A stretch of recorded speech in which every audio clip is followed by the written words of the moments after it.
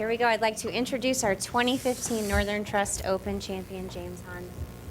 Quite the exciting finish there. You've kind of been saying wow since the putt went in. So Yeah. Just talk to us about how you're feeling now about getting your first win here at Riviera. Speechless. This is, you know, I grew up in Northern California, and this is one of the biggest tournaments that, you know, growing up as a kid, I'd watch on TV, would watch, you know, Tiger Woods when he debuted as a pro. There's a lot of legends that came through here, and just being in the locker room and seeing all the murals and pictures of past legends, and to be able to think that one day I would be up on that same wall, to me it's I'm speechless.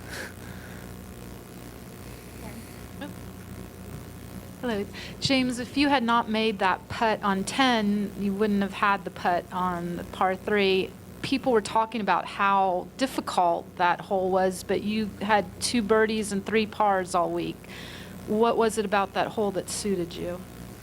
It's a fun hole. I think you have to approach it as that. I think it's a well-designed hole, and you could walk away with an easy 3 or an easy 6. And to me, going into that hole, I had talked to my caddy about it starting the week, that regardless of what number I made on that hole, I would go to the next hole as if that didn't even happen, because you can win or lose a golf tournament on that hole. And you know, to me, to be able to go 2 under, 2 birdies out of 5 tries, I think that's pretty good for me. James, can you tell us what was going through your mind exactly at 2 different points?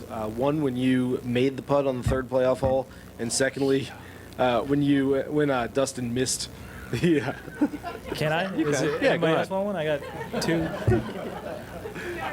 It was requested. We don't just bring those. What was going through your mind when you made the putt and then when Dustin missed the putt?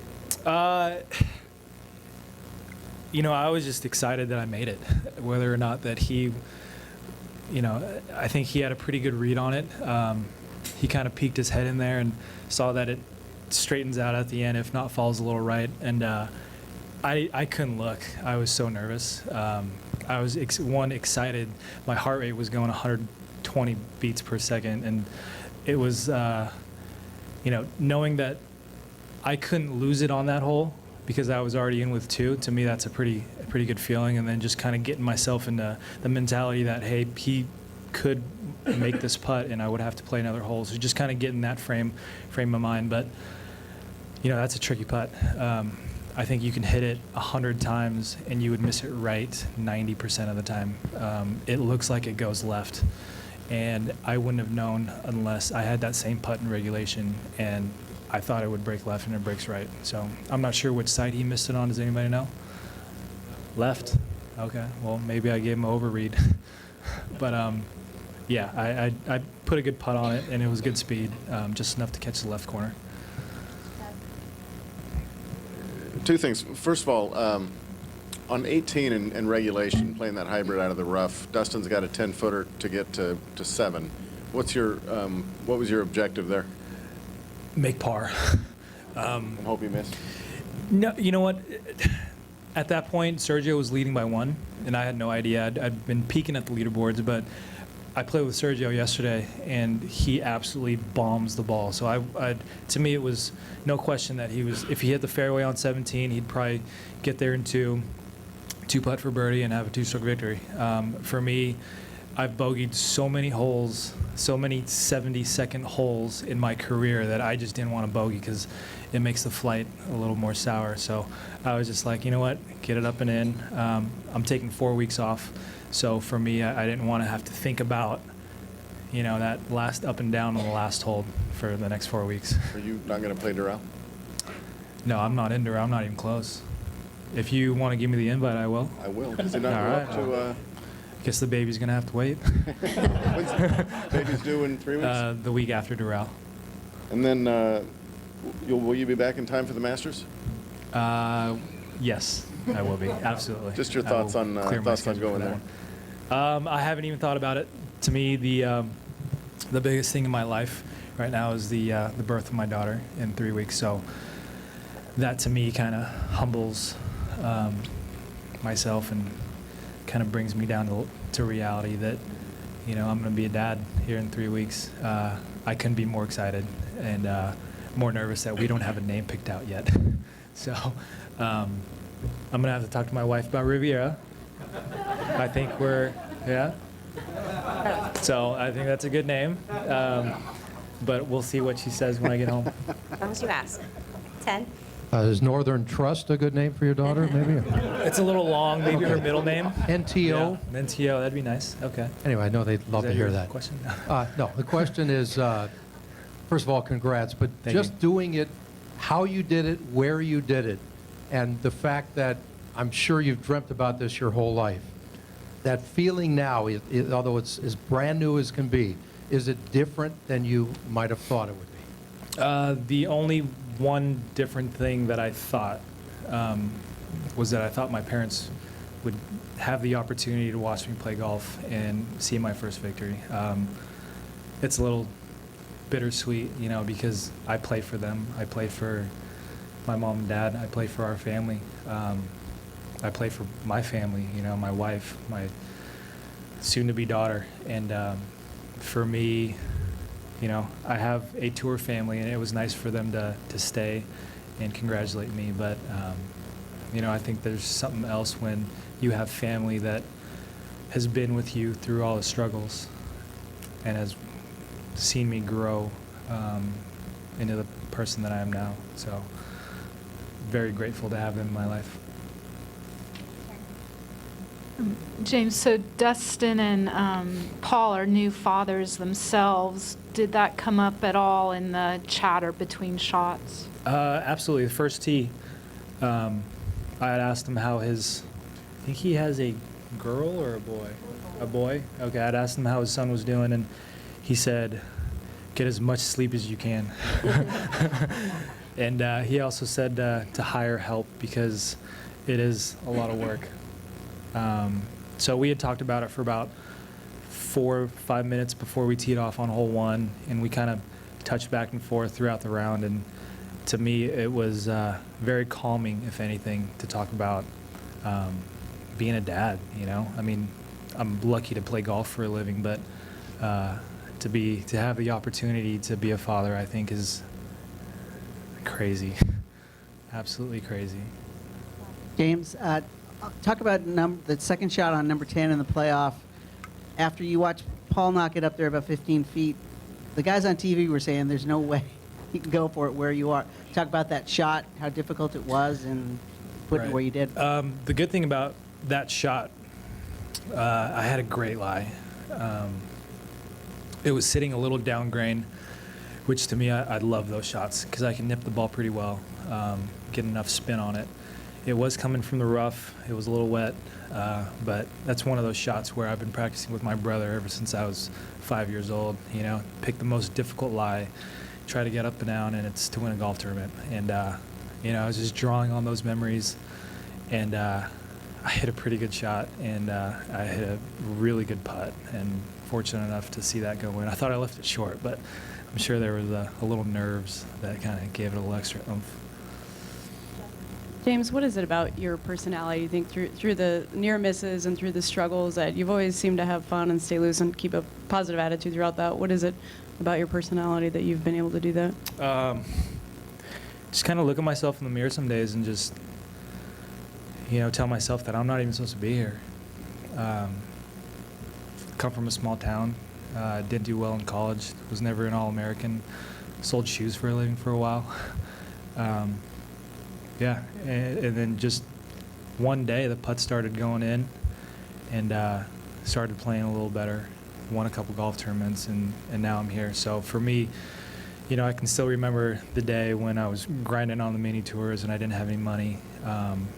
Didn't want to ask any family for money or any sponsors to see if they could help me out, and it was just one of those things that I just figured I'd do it myself and be accountable for myself, and yeah, and just take advantage of certain opportunities, kind of like what I did today. So played a year in Korea, 2 years in Canada, 3 on the web, and this is my 3rd season on the PGA Tour, so I think I'm trending in the right direction.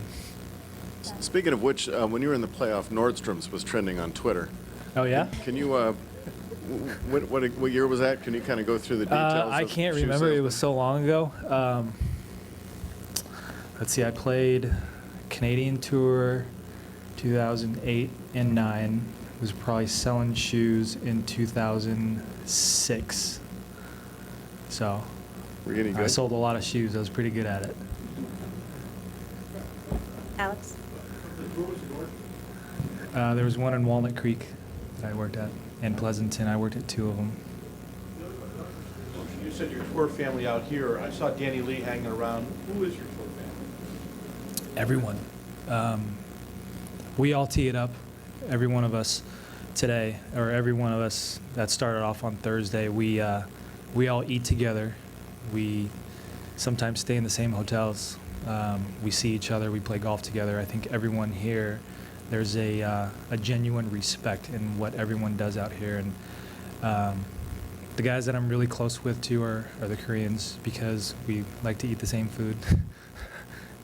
No one makes fun of us that kimchi smells. So, but yeah, we go out to dinners a lot, and Danny, Sung Yul No, KJ Choi, all those guys. So I think there's a lot of us that I think we are trying to win, and we are competing against each other. But in the end of the day, we're just playing golf, and whether or not it's your day, whether or not you shoot 600 to make the playoff, or you play really well and only shoot even par, I think you're battling yourself most of the time. One other thing. There was on Wednesday afternoon, probably around 3 o'clock or so, when usually everybody's gone, you were on the range trying to hit it into those baskets, trying to hit flag sticks. You saw that? I saw all that, yeah, for at least, I would say at least 45 minutes. Yeah. You seemed very relaxed then. Is that something you usually do, or is that something that just happened this week? That just happened this week. There's a golf course that I used to practice at. It's Metropolitan Golf Links in Oakland. This is when I was grinding on the mini tours, still living at home. And they would have those baskets, and there would be roughly anywhere between 6 to 8 of those rings throughout the entire range, and I would stay there all day trying to hit 5 balls into this one, 5 balls into this one, 5 balls into this one, and then there were these poles that were maybe 6 inches around, and I would try to hit every pole before I left, and just kind of drawn back on those memories. And so every time I see a basket, I have to hit into it. I mean, who doesn't, right? I mean, it's only 55 yards. Anyone can do it. So we had some balls left over. My caddy didn't think that I could hit into every one of those baskets before, I think it was like 30 minutes. So I gave myself a 30-minute time limit. So but the clock stops when I'm doing something else, like talking to somebody or grabbing some water. So there were 3 baskets, and I had to hit 3 balls in each of them, and I think I'd done it in 15 minutes. So I was like, okay, so now what do you want me to do? So he's like, okay, well, you got to one-hop it into this one 2 times and one-hop it into that one 2 times. So I did that in about 5 minutes. I was like, well, what else do you want me to do? So you got 10 minutes left. I was like, okay, well, that flag's, I think it was 90 yards, and the other one was 120. He's like, hit that flag. So I hit it in like 5 minutes. I couldn't believe it. I was like, all right, well, what else do you want me to do? So, and I hit the 120 flag too. And I forgot who was there. Podrick was there. You're right. And he had saw the whole thing. And he's like, give him something harder to do. So I did that, and it was amazing. So the confidence that kind of I carried over throughout the golf tournament, we would have certain numbers that I'd always draw back on. I would have 92 yards, and we kind of look at each other. We're like, trying to make this one? Like, it's a perfect number. So, and that happened a couple times throughout the entire golf tournament, Thursday through Sunday. I think that my wedge game this week was spot on. Over here. That was going to be my question. You just mentioned your wedge was spot on, but could you just elaborate a little bit more about which part of your game today was your weapon that in your arsenal that gave you this victory? Definitely the putter. I feel like I did a little research, statistical stats last night, and me and Dustin were the only two players inside the top, I think it was the top 12, that had a negative strokes gained. And I was at negative 0.9, and I think he was at negative 0.3, so I was worse than he was. Talked to my wife about it, and she's like, well, that just means you're striping it. It's like, okay, that's pretty cool. So I was trying to draw on all the good memories that I've had of making putts and when I was putting well. And Saturday I didn't putt that well, but there's a really good friend of mine, one of my best friends. His name is Joe Brazell. We used to watch this DVD back in college. It's I think it's The Secret. Any of you guys heard of it? So it's about the law of attraction. So I remember one day, this is back when I was grinding on the mini tours, that I would write down on a sticky note, I will putt great today. And I would just put that everywhere that I would possibly go for the entire day. Right next to my toothbrush, on the mirror in the bathroom, and put it on the toilet seat, put it everywhere, put it on the door before I left. And I kind of did a little bit of that yesterday. I just told myself, I will putt great tomorrow. I will putt great tomorrow. And I just kept saying it. I was watching The Matrix yesterday, and in between commercials, I just kind of closed my eyes and was like, I'm going to putt great tomorrow. I will putt great tomorrow. And you just kind of convince yourself that you will putt great. So I'm not sure if they even showed me on TV early on, but made a greasy 12-footer on 1 for birdie. Made another 8-footer on 2 for par. Made a greasy 6-footer double breaker on 3. Made one from off the green on 4, so that doesn't really count as a putt. And then that's kind of how my round started. So I was like, wow, this stuff really works.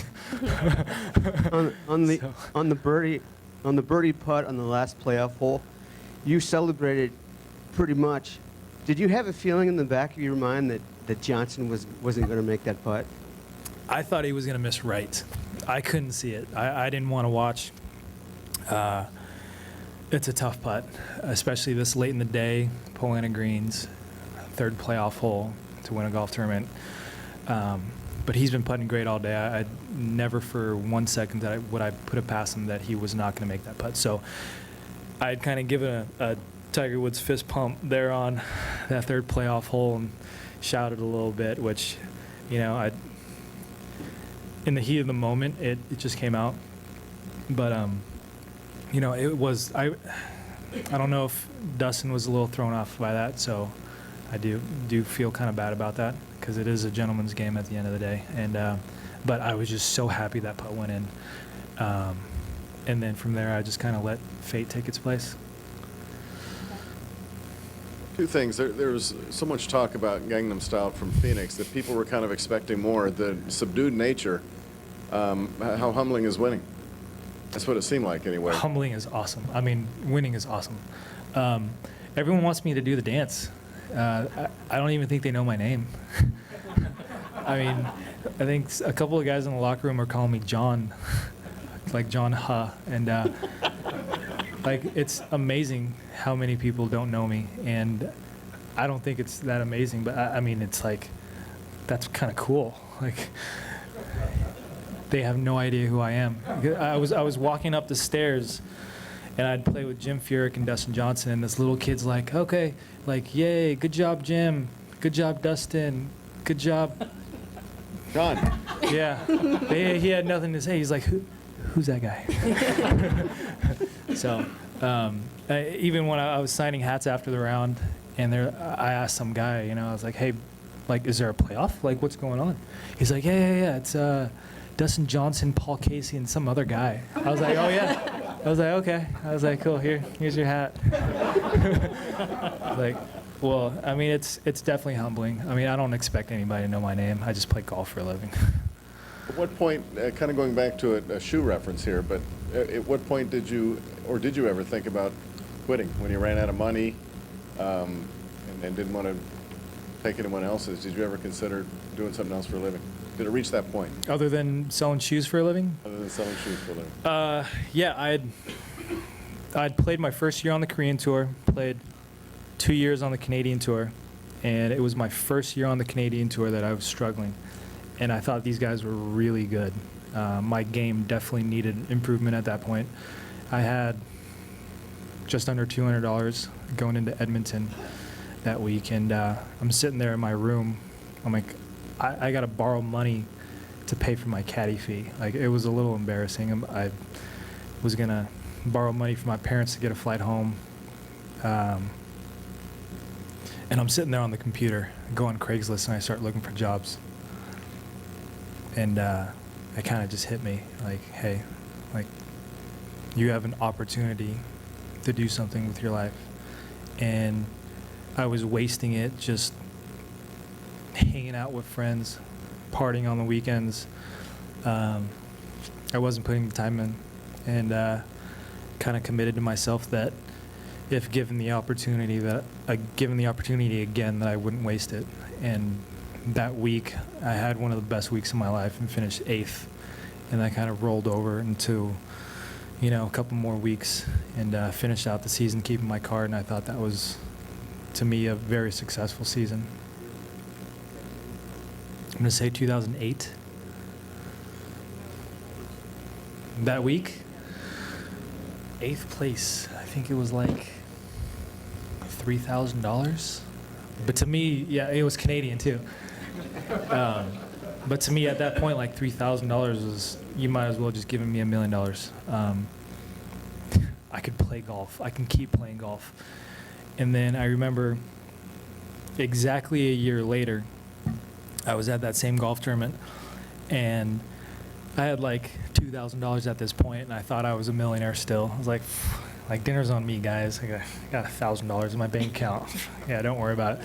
So, and had good memories going to that golf tournament, and kind of, seeing exactly a year ago where I was and how much work I put into it, and to be able to still play golf at that point. That was a big goal of mine, to just keep playing golf at that point.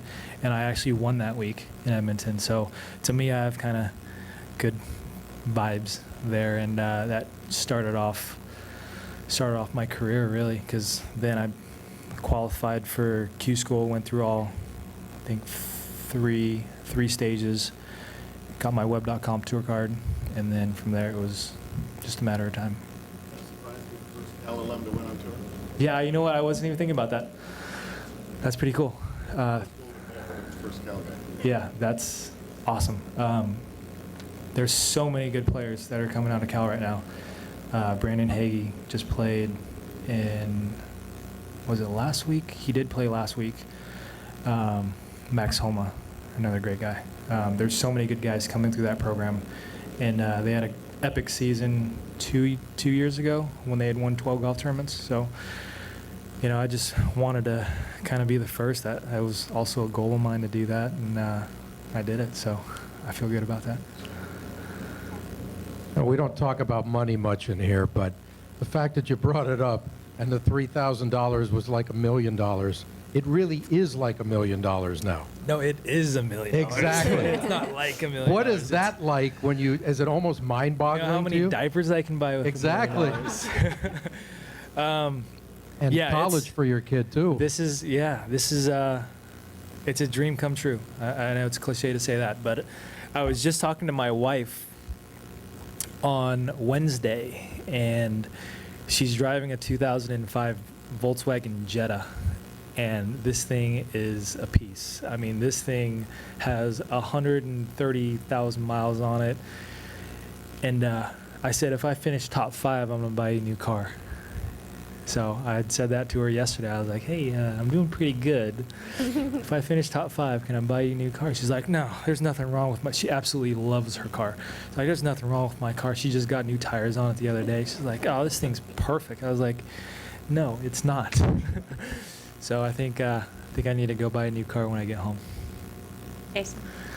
James, apologies for not knowing this, but what is your status for the President's Cup? Being born in South Korea, but raised here in America, which side would you play for? Right. I would play for the U.S. side, which means I have absolutely no chance of making the team. You're like top 26 or 7 No, I need to now? win like 10 of these. And, One more. Yeah. I'm I was born in Korea, was born a U.S. citizen though. So I kind of say it to kids who don't understand. I always say it like this: if your parents were vacationing in Jamaica and you were born in Jamaica, would you be Jamaican? And they're like, yeah. I was like, no, you would not be. So I'm the same way. So I'm American.